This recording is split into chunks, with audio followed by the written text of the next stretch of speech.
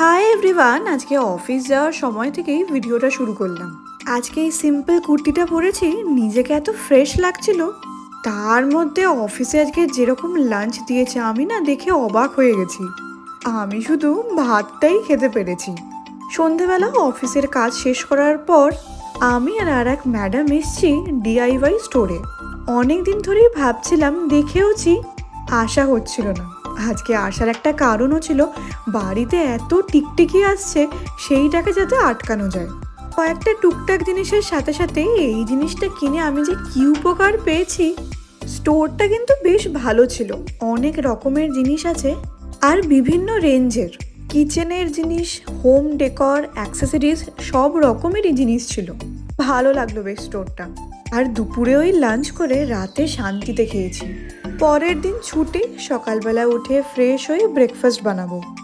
আমার এখন এই পাস্তাটা এই সিম্পলভাবে বানিয়ে এত ভালো লাগছে, আজও ওই জন্য জলখাবারে এটাই খাবো। বানানো তো খুবই ইজি, খেতেও ভালো হয়। কখনো এরকম চাউমিনটা বানাইনি, ওটাও একবার বানাতে হবে। আসলে চাউমিনটা সেদ্ধর পর একটু বেশি লেগে যায়, ওই চিন্তায় কখনো ট্রাই করতে পারিনি। দেখি অয়ন আসলে ওকে দাঁড় করিয়ে বানাবো। আজকে আমার সারাদিনে বিশেষ কোনো কাজ নেই, অনেক দিন বাদে একদিনের ছুটি পেয়েছি, একটু আরামই করব। মা যেহেতু অনেক খাবারই পাঠিয়েছে, আজকে রান্নাও আমার সেরকম কিছু করার নেই, শুধু ভাতটা বানাতে হবে।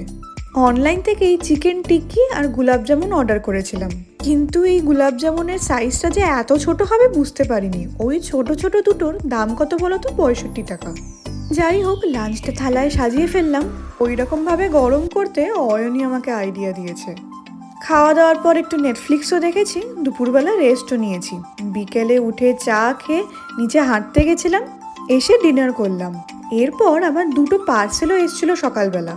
এক আমার এই শ্যাম্পু কন্ডিশনার, এর সাথে কিন্তু ফ্রি স্ক্রাঞ্চিস ছিল, যেটা দেয়নি, কি অদ্ভুত। আর এই জিনিসটা আমি অর্ডার করেছি মিশো থেকে।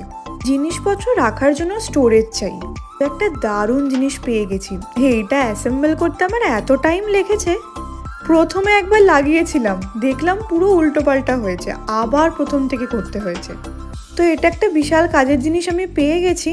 কসমেটিক্সগুলো আর বাইরে এরকমভাবে ছড়িয়ে ছিটিয়ে রাখতে হবে না। টাটা।